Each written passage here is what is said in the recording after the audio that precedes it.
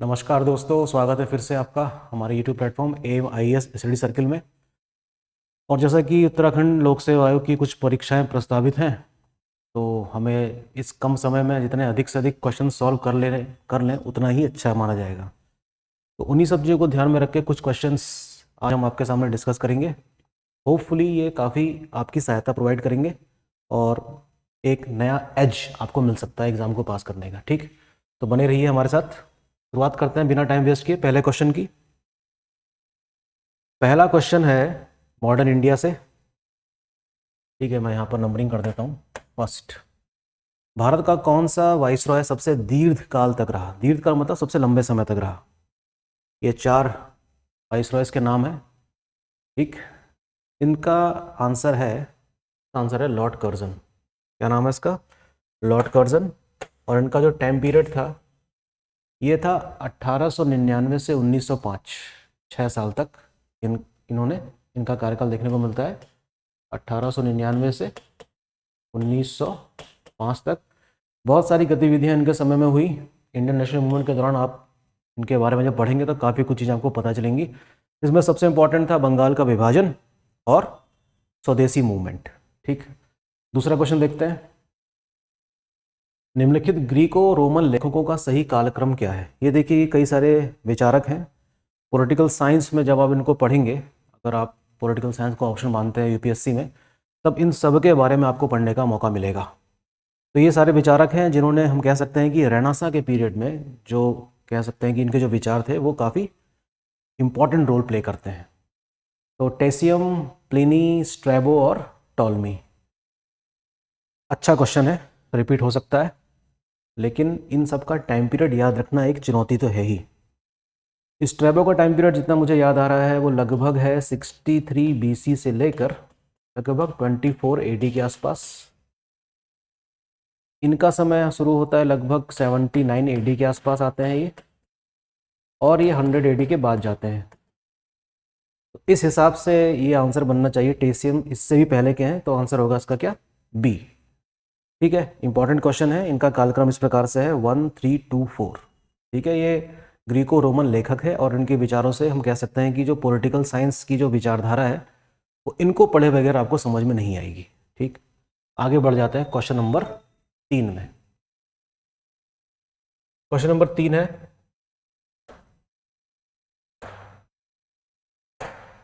ये आपको match the following का क्वेश्चन करना है। ये कुछ बुक्स के नाम लिखे हैं और उनके लेखक हैं। देखिए, आप लोगों ने इसको अपनी पढ़ाई के दौरान पढ़ा होगा। बुद्धचरित, सूत्र अलंकार, मिलिंद पन्हो, माध्यमिका कारिका, नागसेन, अश्वघोष, नागार्जुन और असंग, ये सारे हिस्टोरिकल फिगर्स हैं और इन सब के बारे में आपने कहीं ना कहीं पढ़ा होगा। तो बुद्धचरित जो पुस्तक है वो लिखी है अश्वघोष ने। सूत्र अलंकार का संबंध हो जाएगा असंग से।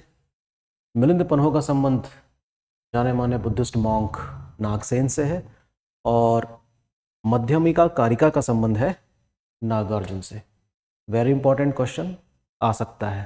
ठीक, आगे बढ़ जाते हैं बिना टाइम वेस्ट किए क्वेश्चन नंबर 4 में। क्वेश्चन नंबर 4,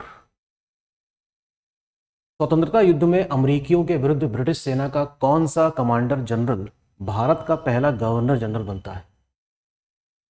देखिए, अमेरिकन वॉर ऑफ इंडिपेंडेंस में जब चल रही थी 1776 में, अमेरिका आज़ाद भी होता है, ये बात आपको पता ही होगी। तो उस समय नाम हमको याद आता है लॉर्ड कॉर्नवालिस का। लेकिन आधा क्वेश्चन पढ़ने के बाद या जल्दीबाजी में इसका आंसर आप लिख सकते हैं कॉर्नवालिस, लेकिन Cornwallis is not a right answer, क्योंकि क्वेश्चन पूछा गया कि भारत का पहला गवर्नर जनरल कौन बना, तो इसका आंसर है विलियम बेंटिक। ठीक है, William Bentinck is the right answer. याद रखिएगा, पहला गवर्नर जनरल विलियम बेंटिक बने हैं, जबकि कॉर्नवालिस क्या थे? गवर्नर जनरल थे कहाँ के? बंगाल के। कॉर्नवालिस कह सकते हैं कि जब अमेरिकन वॉर ऑफ इंडिपेंडेंस चल रहा था और उसके बाद जब अमेरिका का संविधान बनता है तो उस दौरान भी कॉर्नवालिस वहाँ रहे। तो जो भी अनुभव कॉर्नवालिस को वहाँ प्राप्त हुए थे अमेरिका में आवास के दौरान, उसको लागू इन्होंने भारत में किया। और परमानेंट सेटलमेंट का नाम सुना होगा आपने, वो भारत पे लागू किया था इन्होंने।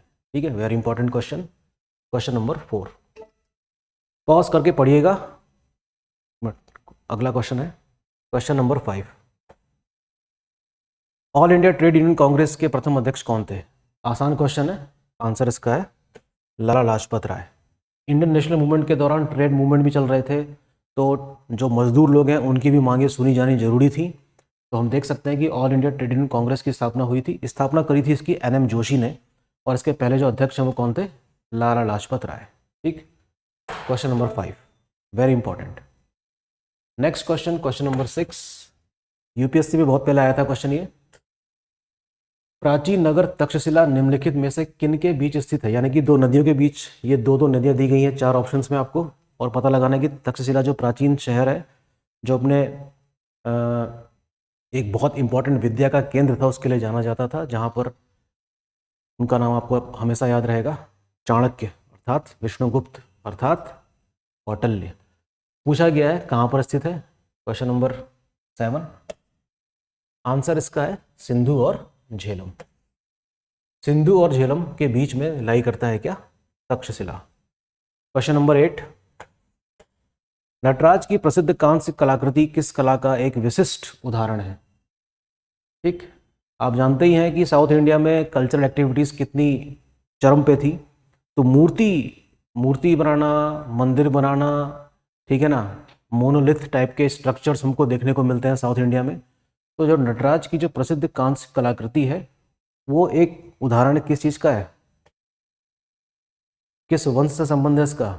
चोला अंपायर से। वेरी इंपॉर्टेंट, याद रखिएगा बात को। Question number 8। अब आते हैं क्वेश्चन नंबर 9 में। निम्नलिखित यूरोपियों में से कौन सा एक स्वतंत्रता पूर्व भारत में व्यापारी के रूप में सबसे अंत में आया? क्वेश्चन नंबर 9 लिख देते हैं इसको। क्वेश्चन नंबर 9 हो गया, निम्नलिखित यूरोपियों में से कौन सा एक स्वतंत्रता पूर्व। देखिए ये क्वेश्चन काफी घिसा पीटा है, लेकिन इंपॉर्टेंट इसलिए है कि कई बार रिपीट होता है। तो आप बताइए जरा देखकर कि इनमें सबसे पहले कौन सा आए थे और सबसे लास्ट में कौन सा आया था। तो सबसे अंत में आए थे कौन? फ्रांसीसी। लगभग 1664 के आसपास ये इंडिया में स्टैब्लिश होते हैं और व्यापारिक गतिविधियों की शुरुआत करते हैं। ठीक, इसका आंसर हो गया क्या? सी। तो क्वेश्चन नंबर, ये 9 नहीं, शायद ये क्वेश्चन नंबर 10 है, सॉरी। अगला बढ़ते हैं क्वेश्चन नंबर 11 में। किस मुगल सम्राट के काल में इंग्लिश ईस्ट इंडिया कंपनी ने भारत में अपना सर्वप्रथम कारखाना स्थापित किया? इजी क्वेश्चन, कई बार आ चुका है क्वेश्चन ये, ठीक है ना। किस मुगल सम्राट के काल में इंग्लिश ईस्ट इंडिया कंपनी ने भारत में अपना सर्वप्रथम कारखाना स्थापित किया? तो इसका आंसर क्या है? जहांगीर के समय। Very easy question. ठीक, क्वेश्चन नंबर 12, प्रसिद्ध विरूपक्ष मंदिर कहाँ अवस्थित है? देखिए विरूपक्ष मंदिर के बारे में आपने पढ़ा ही होगा, और जब विरूपक्ष मंदिर का नाम आता है तो हमको याद आ रही है विजयनगर साम्राज्य की। तो विजयनगर साम्राज्य की कई सारी राजधानियां थी, जिनमें से एक मुझे याद आ रहा है नाम, हम्पी का। तो इसका आंसर क्या होना चाहिए? हम्पी होना चाहिए इसका आंसर। ठीक, तो this is the right answer, Hampi. 1 minute में क्वेश्चंस गिनना चाहूंगा कि कितने क्वेश्चंस हुए हैं हमारे।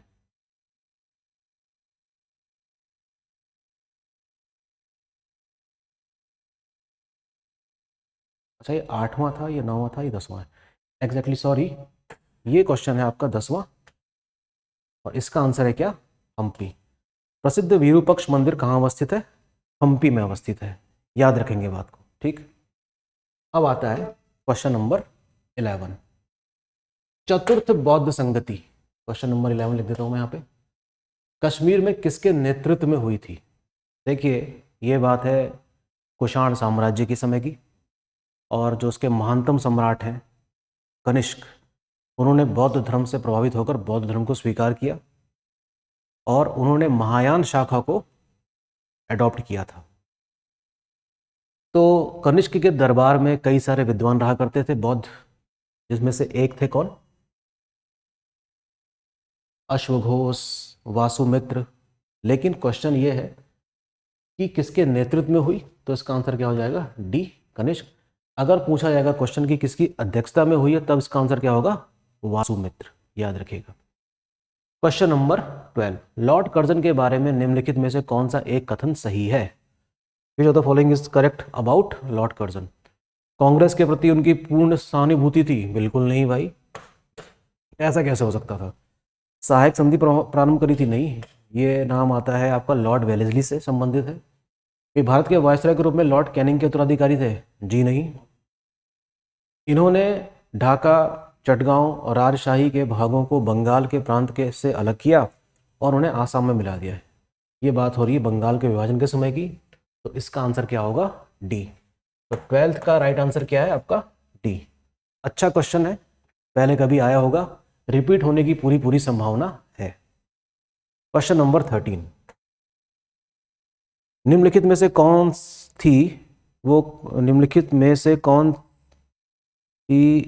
थियोसॉफिकल सोसाइटी की गतिविधियों से संबंधित नहीं था?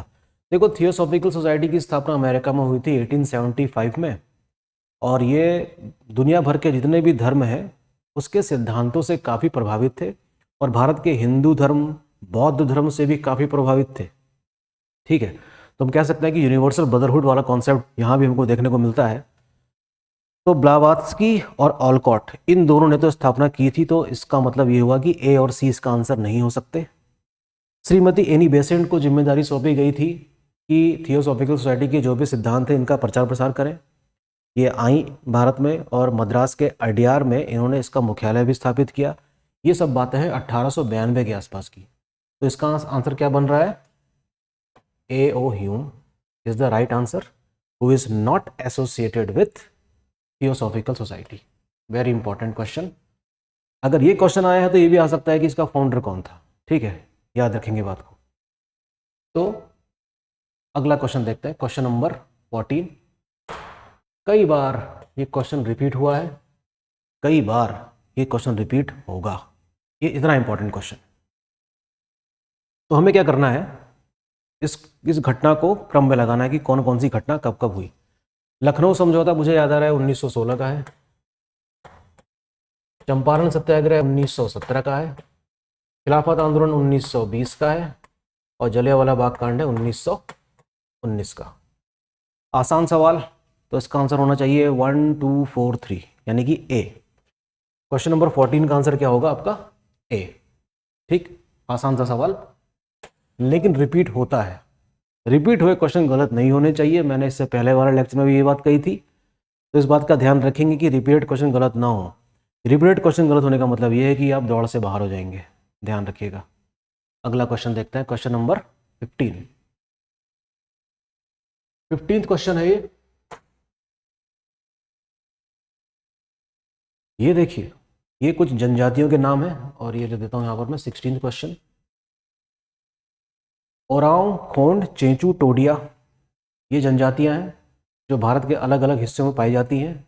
अच्छा क्वेश्चन है, हो सकता है आ जाए। तो ओरांव तो पाई जाती है झारखंड में, खोंड पाई जाती है उड़ीसा में, चेंचू पाई जाती है केरल में, और टोडिया पाई जाती है गुजरात में। तो इस हिसाब से इसका आंसर बन रहा है ए का 3, बी का 4, सी का 1, ए बन रहा है। तो A is the right answer. इसको पॉज करके आप देखिए, मैं ज़रा यहाँ से हट जाता हूँ, आप इसको देखिए ज़रा गौर से इस क्वेश्चन को, और याद रखिएगा इस बात को। ठीक है, बात को समझिएगा। क्वेश्चन नंबर 15 का आंसर क्या है? ए है। अब हम बात करते हैं अगले क्वेश्चन, क्वेश्चन नंबर 16 की। निम्नलिखित में से किस राज्य में तांबा खनिज का सबसे बड़ा भंडार है? देखिए, अगर मैं कॉपर की बात करूं तो ये मान के चलिए कि जो इंडिया है वो कॉपर का मेजर प्रोड्यूसर नहीं है। कॉपर की अधिकतर ज़रूरतों को हम पूरा करते हैं इंपोर्ट करके, अर्थात हमें क्या करना पड़ता है? आयात करवाना पड़ता है। फिर भी भारत में कुछ स्थान ऐसे हैं जहाँ पर कॉपर के निक्षेपण पाए जाते हैं या डिपॉजिट्स पाए जाते हैं। आंध्र प्रदेश इसका आंसर नहीं है, झारखंड नहीं है, छत्तीसगढ़ नहीं है, इसका आंसर है डी। नाम याद होगा आपको खेतड़ी का, खेतड़ी का नाम याद है आपको? सिंधु घाटी सभ्यता के दौरान आपने पढ़ा होगा कि खेतड़ी से कॉपर आता था, किसके लिए? सिंधु घाटी वासियों के लिए। तो इस तरीके से आप इसको याद रख सकते हैं कि कॉपर के डिपॉजिट जो हैं वो राजस्थान में पाए जाते हैं। 16 क्वेश्चन हो चुके हैं, इसका आंसर हो गया क्या आपका? डी। अब आती है क्वेश्चन नंबर 17। और उसके बाद आएगा आपका क्वेश्चन नंबर 18। निम्नलिखित नदियों में से कौन सी एक बंगाल की खाड़ी में नहीं गिरती? बहुत ही आसान सा क्वेश्चन, मैं आपको नक्शे के जरिए समझा सकता हूँ इस क्वेश्चन को। तो ये रहा इंडिया का नक्शा, और ये सारी की सारी पेनिनसुलर रिवर यानी कि प्रायद्वीपीय नदियाँ हैं। महानदी बहती है ईस्ट में, डेल्टा बनाते हुए गिर जाती है। कावेरी बहती है ईस्ट में, डेल्टा बनाते हुए गिर जाती है। गोदावरी बहती है ईस्ट में, डेल्टा बनाते हुए गिर जाती है। ताप्ती जो बहती है वो बहती है कहाँ पर? यहाँ डेल्टा नहीं बनाती है, एस्चुरी बनाती है। तो इसका आंसर क्या होना चाहिए? सी। ये क्वेश्चन आसान है, इसका मतलब ये नहीं है कि यही है। नदियों से संबंधित कई प्रकार के क्वेश्चन आने की संभावना हमेशा बनी रहती है। उत्तराखंड में भी कई सारी नदियाँ बहती हैं, याद रखिएगा। और कुछ नदियाँ तो उत्तराखंड के नेशनल पार्क से होते हुए बहती हैं, वहाँ से भी क्वेश्चंस आए हैं। तो मेक श्योर कि आपको इन सब चीज़ों के बारे में जानकारी हो प्लीज़, ठीक। तो 18वां क्वेश्चन देखते हैं। निम्नलिखित शहरों में से किस एक में पूरे वर्ष के दौरान सूर्य की ऊर्ध्वाधर किरणें कभी नहीं पड़ेंगी, यानी कि वर्टिकल कभी नहीं पड़ सकती? तो इसको भी समझना होगा थोड़ा, तो मैं आपको समझाता हूँ नक्शे के जरिए। जैसे मान लीजिए कि ये भारत का एक रफ मैप है, यहाँ बना लेता हूँ मैं इसको मैं यहाँ बनाता हूँ, रुकिए, तो आपको समझ में आएगी बात। ये इंडिया का रफ मैप बना लेते हैं हम, और इन शहरों को लोकेट कर देते हैं जो यहाँ पर लिखे गए हैं। चेन्नई है यहाँ पर, इसके लिए मैं लिख दे रहा हूँ सी। मुंबई है यहाँ पर, इसके लिए मैं लिख दे रहा हूँ एम। कोलकाता है यहाँ पर, जिसके मैं लिख लेता हूँ यहाँ पर के। और श्रीनगर यहाँ पर, जिसके लिए मैं लिख लेता हूँ SRI। याद होगा आपको कि भारत के इस वाले हिस्से के बीच में से कौन सी रेखा गुजरती है? कर्क रेखा। 21 जून को लंबवत सनरेज कहाँ पड़ती हैं? इस वाले पार्ट में पड़ती हैं। तो इसका मतलब ये हुआ कि 21 जून तक का जब सफर तय करेगा सन की रेस, तो कम से कम इन शहरों में तो एक ना एक बार तो वर्टिकल रेस पड़ेंगी ही। हर हाल में श्रीनगर में नहीं पड़ने वाली हैं। तो इसका आंसर क्या होना चाहिए? Srinagar is the right answer. ये इसका राइट आंसर है, ठीक है। श्रीनगर में वर्टिकल सनरेज कभी भी नहीं पड़ेंगी। 18वें क्वेश्चन का आंसर हो गया क्या? डी। अब आते हैं क्वेश्चन नंबर 19 में। बैरन ज्वालामुखी द्वीप, बड़ा ही आसान सा क्वेश्चन।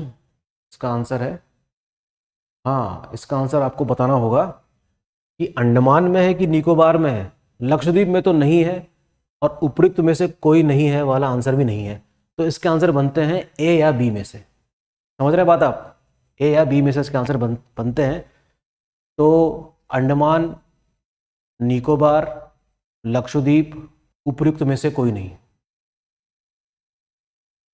नक्शा आपको देखेंगे जब आप, तो बैरन द्वीप समूह आपको नॉर्थ में दिखाई देता है, और अंडमान वाला जो आइलैंड का जो आर्कीपेलागो है, जो श्रृंखला है द्वीपों की, उसमें आपको दिखाई देगा क्या?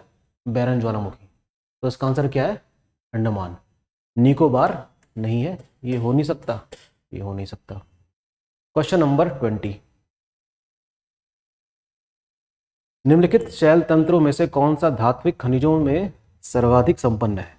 Very important question. शैल का मतलब यहाँ पर रॉक्स है, यानी कि क्वेश्चन पूछा गया है आपके रॉक सिस्टम से। भारत का जो साउथ पेनिनसुला वाला पार्ट है वो मिनरल वाइज काफ़ी रिच है, यानी कि कई सारे खनिज संपदा से भरपूर है। तो ये जो अलग अलग आपको नाम दिख रहे हैं ना, ये Cuddapah, Dharwar, upper Vindhya system and lower Vindhya system, ये सारे किसके नाम हैं? ये सारे रॉक सिस्टम के नाम हैं, रॉक सिस्टम के। तो पूछा गया है खनिज में सर्वाधिक इंपॉर्टेंट या कह सकते हैं कि संपन्न कौन सा रॉक सिस्टम है? तो इसका आंसर है भाइयों और बहनों, धारवाड़ तंत्र। Dharwad rock system is suppose to be the richest among mineral resources. Very important. Question number 20 का आंसर हो गया आपका बी, अर्थात धारवाड़ तंत्र। अगला question, question number 21, match the following का क्वेश्चन है। काफ़ी अच्छा क्वेश्चन है, एग्जाम में क्वेश्चन आ सकते हैं। इस पेज में एक ही क्वेश्चन रहेगा। नागार्जुन सागर, इंदिरा गांधी नहर, पोचमपद, सरदार सरोवर। सरदार सरोवर सीधे सीधे किसको जोड़ दीजिए? नर्मदा से। तो इसका आंसर क्या हो जाएगा आपका? डी का 2। तो सीधे सीधे आंसर क्या बन रहा है आपका? सी। आसान क्वेश्चन है। नागार्जुन सागर कहाँ पर है? कृष्णा नदी में, पता ही होगा आपको, ज्योग्राफी के दौरान पढ़ा होगा आपने। इंदिरा गांधी नहर, गोदावरी। पोचमपत, सॉरी, इंदिरा गांधी नहर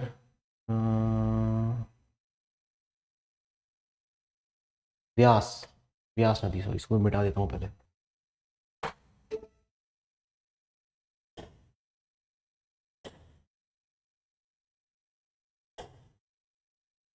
ठीक, सरदार सरोवर आपका क्या हो गया? नर्मदा, यानी कि डी का 2। तो इसका आंसर हो जाएगा क्या आपका? सी। नागार्जुन सागर कृष्णा में, इंदिरा गांधी नहर व्यास, और पोचमपोद है आपका, हाँ, गोदावरी। इंदिरा गांधी नहर जो है वो व्यास नदी से निकाली गई है, जो कहाँ बहती है? राजस्थान में। ठीक है, कमांडिंग एरिया डेवलपमेंट जो प्रोग्राम चलाया गया था, और राजस्थान को हम समझ सकते हैं कि किस तरीके से वो काफ़ी उपजाऊ हो गया। अगला क्वेश्चन देखते हैं, क्वेश्चन नंबर 22। क्वेश्चन ये पुराना है लेकिन फिर भी पता होना चाहिए। भारत के विभिन्न राज्यों में द्विसदनात्मक यानी कि बाय कैमरल असेंबली की बात हो रही है, कहाँ कहाँ पर स्थित है? बाय कैमरल का मतलब पता ही होगा आपको, जहां पर विधानसभा भी हो और विधान परिषद भी हो। क्वेश्चन नंबर 22, आंसर इसका क्या है? सी, 1 2 4 5। क्वेश्चन नंबर 23, भारतीय संविधान का निम्नलिखित में से कौन सा एक अनुच्छेद अखिल भारतीय सेवाओं का, यानी कि ऑल इंडिया सर्विस की बात हो रही है, उसका क्रिएशन करने के लिए किस आर्टिकल का प्रयोग किया जाता है?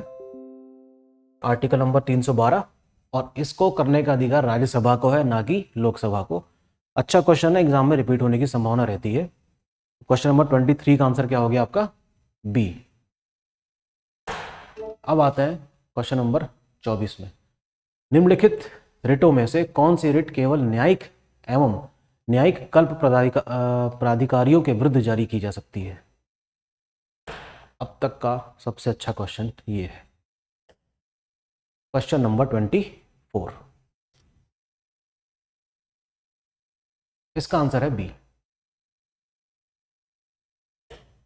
इसका आंसर क्या होगा? बंदी प्रत्यक्षीकरण। देखिए, आर्टिकल 32 और आर्टिकल जो हाईकोर्ट वाला है 226, उसके अनुसार सुप्रीम कोर्ट और हाई कोर्ट को फंडामेंटल राइट्स को सेव करने के लिए कई सारे क्या जारी किए जाते हैं? रिट्स जारी की जाती है। ठीक है, लेकिन क्वेश्चन मैं फिर से पढ़ूंगा, निम्नलिखित रिटों में से कौन सी रिट केवल न्यायिक एवं न्यायिक कल्प प्राधिकारियों के विरुद्ध जारी की जाती है? नहीं, इसका आंसर बी नहीं होगा, इसका आंसर होना चाहिए क्या? सी। तो 23वें क्वेश्चन का आंसर, 24वें क्वेश्चन का आंसर क्या है आपका? सी। अगला क्वेश्चन, संविधान का कौन सा प्रावधान केंद्र पर यह दायित्व निरूपित करता है कि वह यह सुनिश्चित करे कि राज्य की सरकार संविधान के अनुरूप चलाई जा रही है? Very important question. आर्टिकल 352, 355, 356 या 360? क्वेश्चन नंबर 25, इसका आंसर होगा बी, आर्टिकल नंबर 355, 55 और 356 के अनुसार, 352 के अनुसार, 360 के अनुसार। तो आपको पता ही है, 3 अलग अलग प्रकार की इमरजेंसीज के बारे में उल्लेख है। 352 में नेशनल इमरजेंसी है, 56 में जब राज्य की जो जो गवर्नमेंट है, जब कॉन्स्टिट्यूशनल फेलियर हो जाता है वहाँ पर, तब यहाँ पर लगता है राष्ट्रपति शासन गवर्नर के जरिए। तो इसका आंसर क्या होगा? बी। 25 का आंसर क्या है आपका? बी है। अच्छा क्वेश्चन है, इनमें से कोई क्वेश्चन आ सकते हैं एग्जाम में। क्वेश्चन नंबर 26, अब यहाँ से शुरू होते हैं आपके उत्तराखंड के क्वेश्चन। उत्तराखंड के भी तो क्वेश्चन आएंगे एग्जाम में। नैनीताल स्थित राजभवन की नींव कब रखी गई? क्वेश्चन इंपॉर्टेंट है, आ सकता है। 20 मई 1870, 27 अप्रैल 1897, 22 जून 1988, 17 जनवरी 1887। मेरे ख्याल से ये क्वेश्चन किसी गलत नहीं होगा, रिपीटेड क्वेश्चन है। आंसर इसका क्या है? बी, 27 अप्रैल 1897। पिथौरागढ़ जनपद में स्थित नारायण स्वामी आश्रम कब स्थापित किया गया था? Very important question. ये स्थापित किया गया था 1936 में, देख लीजिएगा। खतलिंग ग्लेशियर, क्वेश्चन नंबर 28, किस जनपद में? ये इतनी बार रिपीट हुआ है क्वेश्चन, इसीलिए मैंने जानबूझ के क्वेश्चन यहाँ पे रखा। आंसर इसका क्या है? टेहरी। क्वेश्चन नंबर 29, निम्नलिखित में से किन तहसीलों में आदिवासी वनरावत जनजाति निवास करती है? क्या शानदार क्वेश्चन है। उत्तराखंड में कई प्रकार की जनजातियां निवास करती हैं, इससे आप भली भांति परिचित होंगे। ठीक, तो इसका आंसर है कपकोट और चंपावत, धारचूला और गंगोली हाट और मुनस्यारी, धारचूला और डीडी हाट।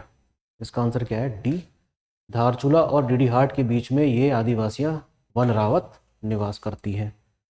तो 29वें क्वेश्चन का आंसर हो गया डी। और आदिवासियों से संबंधित, ट्राइब से संबंधित आपको कई सारे क्वेश्चंस करने होंगे, जितनी प्रैक्टिस हो सकती है करिए प्लीज़, ताकि क्वेश्चन गलत होने की संभावना कम से कम रहे या ना रहे। ठीक है, 29वें क्वेश्चन का आंसर हो गया आपका डी। अब आते हैं 30वें क्वेश्चन पर। उत्तराखंड की कौन सी जनजाति द्वारा ऋतु प्रवास या ट्रांसह्यूमेंस किया जाता है? Question number 30। आसान सवाल है, कई बार आया है। आंसर इसका है भोटिया। क्वेश्चन नंबर 31, उत्तराखंड राज्य के किस जिले से चिपको आंदोलन की शुरुआत करी गई? चमोली से। क्वेश्चन नंबर 31 का आंसर ए है। बहुत ही आसान क्वेश्चन। चिपको आंदोलन, गौरा देवी, इसके बारे में कौन नहीं जानता, ठीक है ना। उत्तराखंड में निम्नलिखित में से कौन विश्व धरोहर स्थल घोषित है? आसान question, Nanda Devi. Question exam में आ सकता है कि घोषित किया कब गया नंदा देवी को, तो इसका आंसर आएगा 1988। ये आप भली भांति जानते हैं, 1988। और 1982 में इसको नेशनल पार्क घोषित किया गया था, और 1988 में इसको यूनेस्को में शामिल किया गया था। याद रखिएगा बात को। माणा दर्रा कहाँ है? आसान क्वेश्चन, क्वेश्चन नंबर 32, उत्तराखंड में है। क्वेश्चन नंबर 33, स्थायी जनगणना रिपोर्ट 2011 के अनुसार उत्तराखंड के किस जिले में प्रति 1000 पुरुषों पर महिलाओं की संख्या सबसे अधिक है? Question number 33। आंसर इसका है रुद्रप्रयाग। सेंसस वाला सेक्शन जरूर पढ़ के जाइएगा, 1 से 2 क्वेश्चन मिलने की संभावना हमेशा रहेगी, ठीक है।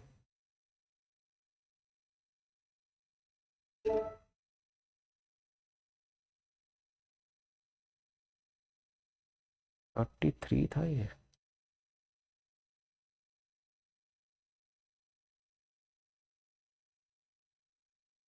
ये क्वेश्चन 34 था, sorry, this was the 34th question.